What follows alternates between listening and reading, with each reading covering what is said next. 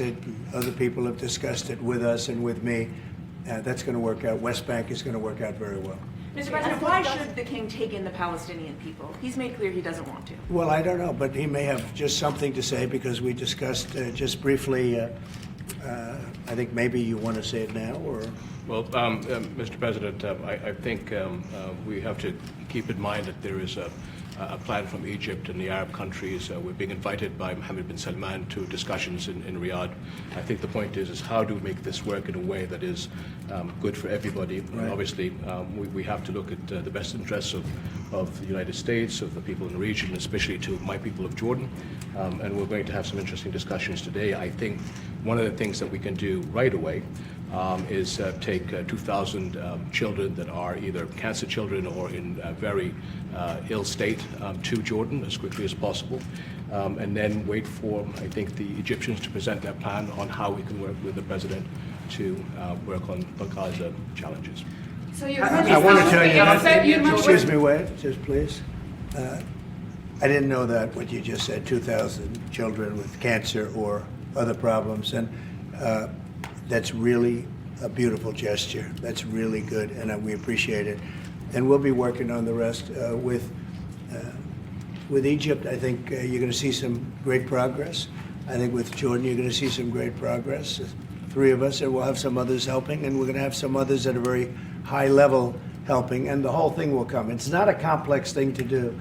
And with the United States being in control of that piece of land, a fairly large piece of land, you're going to have stability in the Middle East for the first time. And the Palestinians, or the people that live now in Gaza, will be living beautifully in another location. They're going to be living safely. They're not going to be killed, murdered, and having to leave every 10 years, because I've been watching this for so many years. It's nothing but trouble. Everyone's being killed. They're being robbed. It's like living in hell. And they're going to end up having a great home, great families that don't have to get mugged and killed and beaten up and harassed by Hamas and everybody else. And I know we'll be able to work something. And what you just said about the 2,000 is fantastic. It's so beautiful. It's music to my ears. But we're going to be able to work something, and I know we'll be able to work something also with I believe, not 100%, but 99%. We're going to work out something with Egypt. Mr. President, during your election campaign, Mr. President, how is the U.S. going to own Gaza? Your White House has made clear taxpayer dollars won't be used for this. So what money are you going to use to buy Gaza? We're not going to buy anything. We're going to have it, and we're going to keep it, and we're going to make sure that there's going to be peace, and there's not going to be any problem, and nobody's going to question it. And we're going to run it very properly, and eventually we'll have economic development at a very large scale, maybe the largest scale on that site. And we'll have lots of good things built there, including hotels and office buildings and housing and other things. And we'll make that site into what it should be. And the people from Gaza who wouldn't be able to be there for years, because you're talking about just to get it and prepare it and to take care of all of the problems that currently it has, as you know, tunnels, and people are in those tunnels, and you have some good people and some bad people, and you may have hostages right now. You know, you have the hostages possibly there. They don't know where they are. And, you know, I have a Saturday deadline, and I don't think they're going to make the deadline personally. I think they want to play tough guy, but we'll see how tough they are. But it's going to be a wonderful thing. It's going to be wonderful for the Middle East. I think it'll turn the Middle East. I think you're going to have peace in the Middle East. You're going to eventually have peace in the Middle East. Couldn't this deadline risk undermining the talks that you're having with the King today, and risk the kind of wider peace that you're trying to? No, because we're not talking about a big situation. We're talking about something that can go very quickly. We're talking about it's going to go quickly. It's not going to take a long time, okay? That's not going to take a long time. You know bullies? You know what a bully is, right? You know the bully, I've always, and I found it throughout my life, a bully is the weakest person. And they're bullies. Hamas is bullies. The weakest people are bullies. You know that, right? All right, go ahead. Mr. President, you were saying that Palestinians will live somewhere else safe. Where exactly do you want them to live? Well, it's not where I want them to live. It's going to be where we ultimately choose as a group. And I believe we'll have a parcel of land in Jordan. I believe we'll have a parcel of land in Egypt. We may have someplace else, but I think when we finish our talks, we'll have a place where they're going to live very happily and very safely. And, you know, don't forget, they only want to be on the Gaza Strip because they don't know anything else. They've never had an alternative. And they don't want to be on the Gaza Strip, but they have no choice. They have to be. And they're being killed there at levels that nobody's ever seen. No place in the world is as dangerous as the Gaza Strip. They don't want to be there. They have no alternative. When they have an alternative, not one person will want to stay where they are. Nobody wants to stay there. They're living in hell. It's a death trap. Mr. President, how do you know that the Palestinians don't want to leave their land? Some people say this is ethnic cleansing. You won't be able to force them to leave their land. They stay We're moving there. them to a beautiful location where they have new homes, where they can live safely, where they'll have But they want to doctors leave, and sir. medical and all of those things. And I think it's going to be great. Yeah, any questions? King Abdullah, what do you think about the U.S. taking over the Gaza Strip? Do you want to see the U.S. own the Gaza Strip? Well, I think, as I said earlier, the president is looking at Egypt coming to present their plan. As I said, we will be in Saudi Arabia to discuss how we can work with the president and with the United States. So I think let's wait until the Egyptians can come and present it to the president and not get ahead of ourselves. And is there a parcel of land in Jordan that you're willing to have Palestinians? Well, I think what we said, I have to look at the best interests of my country. I think the president is very happy that we do this thing with 2,000 children as quickly as possible. And again, I believe that the president is looking forward to getting a group of us Arabs here to discuss the overall plan. And last question, the 2,000 children, are those from the Gaza Strip? Absolutely, from the Gaza Are Strip. you willing to change your mind, Mr. That's President? from the Gaza Strip, the 2,000. Are you willing to change your mind if you hear the Egyptian and the Arab plan end of the month? If they present you something different, are you open to I another think plan? we sort of have gone down the line. We know pretty much what is going to be presented. And I think it's going to be something that's going to be magnificent for the Palestinians. They're going to be in love with it. I did very well with real estate. I can tell you about real estate. They're going to be in love with it. But Mr. President, doesn't concern you that moving 2 million people from It's a there? very small number of people relative to other things that have taken place over the decades and centuries. It's a very small number of people. And they're living a terrible life. Look at the way they're living now. Nobody's living like that in the entire world. They're living under buildings that are mostly fallen down and will continue to fall down. And they're living under. People are being killed every day. The conditions are horrible. There are no conditions anywhere in the world that are worse than the Gaza Strip right now. But don't you have Mr. concern President, that you can said all destabilize hell- Jordan and You said all Egypt? hell will break out if all the hostages are not released on Saturday. What did you mean by that? And are you encouraging Netanyahu to walk away from this deal? Have you talked about this with him? So I've looked at at the condition of people coming out of the hostage situation, and it's horrible. I looked at the before and after yesterday. 3 young men. One is dead now, as you know, the older gentleman who died, which everybody said he was alive and well. He's dead. But the 3 young men, and I looked at them from a short while ago, and I looked at them now. They're emaciated. They look like Holocaust survivors. They looked, they'll get better, but they're in rough shape. They were treated really badly, and we've heard things from them since.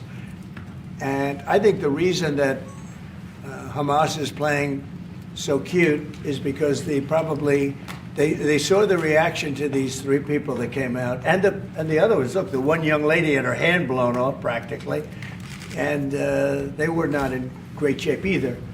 But she's missing her fingers and a big part of her hand. You know what she did? She was stopping a bullet that was aimed at her. She went like that, and it blew off her hand. Now, I think I think they want time, because I think the people that they have living are in such bad shape, because they're sending the most healthy people out because they don't want to send the least healthy people out. And there was an uproar when they saw the people from yesterday. So these people are, so I don't want to do 2 and then we do another 2 in another week and then we do 4, and 3 weeks? No, no.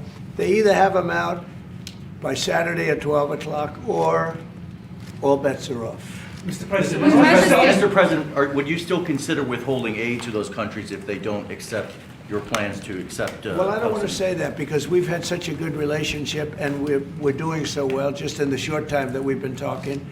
I mean, the king just made a statement. I didn't ask him to do that, about literally saving 2,000 young children from the Gaza Strip. We didn't know about that. You didn't know about that. Nobody did except for the king and his son. I assume you told your son, right?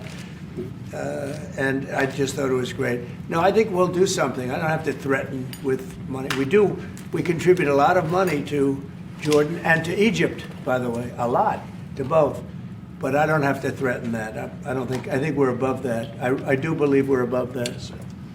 Would you consider other countries, not Jordan and Egypt? There was talks about Indonesia, Albania, other places. Yeah, sure, we would. And we have other countries that want to get involved. We have a lot of people that want to get involved. There's a great sense of wanting to help the Palestinians. There's a lot of good countries out there, people that rule those countries with big hearts, and this gentleman is at the top of the list. And if they don't want to leave, how are you going to force them, Mr. President? Oh, they're going to be great. They're going to be very happy. Can you Your give us a Majesty, sense, Your Mr. Majesty, President, should we may I- expect that the may I- Jordanian response would be part of a coordinated Arab response? The response will be from a multitude of countries, Arab, international. I know the Europeans want to step in.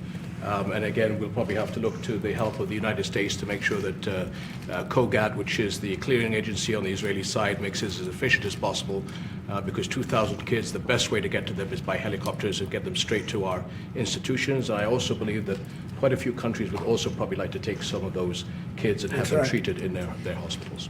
So Now, we hope this to should launch have this been done. ASAP. Yes, and that's right.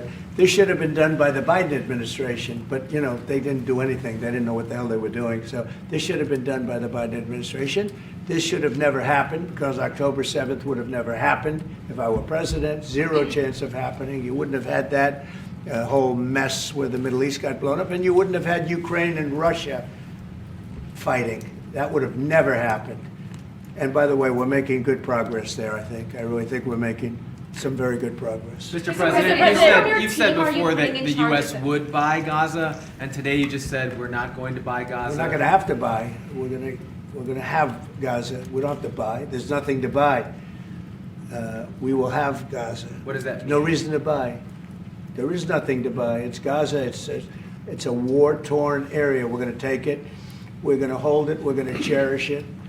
We're going to get it going eventually, where a lot of jobs are going to be created for the people in the Middle East. It's going to be for the people in the Middle East, but I think it can be a diamond. It can be an absolute tremendous asset for the Middle East, and you're going to have peace. It's going to bring peace in the Middle East. Gaza, the way it is right now, every 10 years you're going to have the same thing happening. I've watched it so long, all the death and destruction of Gaza. The civilization's been wiped out in Gaza. No, it's going to be a tremendous thing. It's fronting on the sea. It's going to be a great economic development job. It's going to put people to work, a lot of people to work, and those people are all going to be from the Middle East. And just to follow up with one on that for King Abdullah, can you clarify again, sir, how do you feel about the U.S. taking Gaza, as the president said? Well, again, this is something that we, as Arabs, will be coming to the United States with something that we're going to talk about later to discuss all these options. And Mr. President, take it under what authority? It is sovereign territory. Under the U.S. authority. And Mr. President, would you seek to personally develop property in Gaza after this happens? No. I've had a great career in real estate. Mr. I don't- President, your team. You know, when you've done what I've done in the last number of years, including the 4 years that we should have been doing something else, frankly, because people see that now for sure. But when you've done what I've done, you can just do more good for people when you're president. When you're president, we can do things. This is all things that should have been done, but actually things that shouldn't have had to be done. Gaza, absolutely, it would have been so great if the Biden administration would have started this. But actually, in all fairness to them, it was They should have never let it happen. It did happen. And because of the fact that they let this happen, this catastrophe of October 7th, something like this becomes practical and very real, meaning the development and all of the things that I've talked about with respect to the Gaza Strip. If you didn't have the October 7th catastrophe, and it was a horrible catastrophe, then probably you wouldn't be talking about that. But the only thing I can say is this is going to bring stability and peace to the Middle East. And ultimately, when it's developed, which will be in quite a while from now, because we want to let things calm down. But when it's developed, it's going to bring tremendous numbers of jobs to the Middle East, including the people of your country.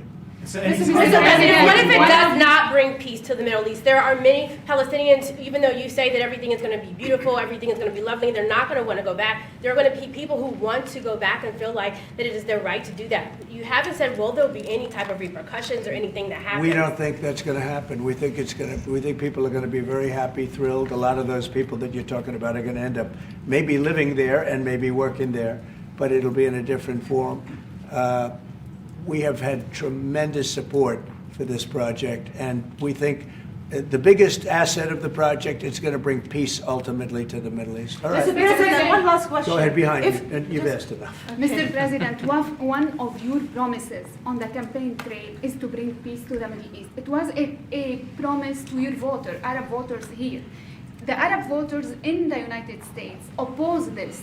What do you say to that? Well, you know, if you look at Michigan, where we have a large Arab population, as you know, I was just telling the King that we won. As you know, I won the Arab population. Now, when I started off, I wasn't leading, and when I finished, a few months later, we started campaigning in Michigan.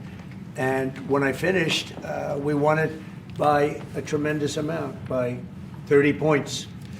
So my relationship with the Arab population has been fantastic, and my relationship with the Middle East is very good with all the countries, just about all the countries. Let's see, I would say all the countries. And they all want to do something, and they want to see peace in the Middle East. All the stories you hear about the Middle East not really wanting peace, that they want war, they want this, they want to go a certain place. Let me tell you, those stories are false. They want to have peace. I know them all very well. They want to have peace. They want to have a good life like other people. And this will be a big factor in bringing peace to the Middle East. Thank you very much, everybody. All right, guys. Thank you, guys. Let's go.